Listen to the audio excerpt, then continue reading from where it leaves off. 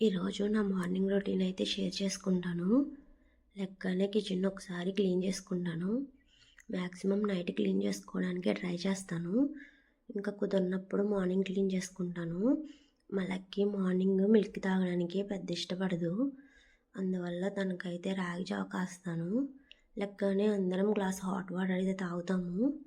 మా లక్కీతో hot water తాగించడమే పెద్ద task నాకు.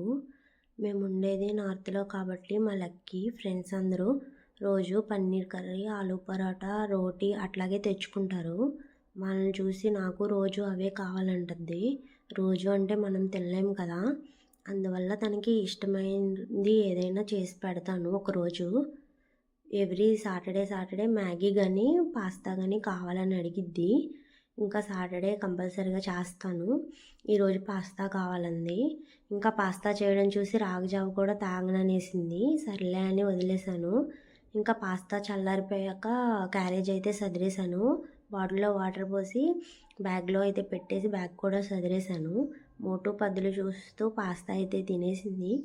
ఇంకా వాళ్ళ డాడీ స్కూల్కి అయితే తీసుకెళ్ళిపోయారు. Bye bye. Subscribe for more videos.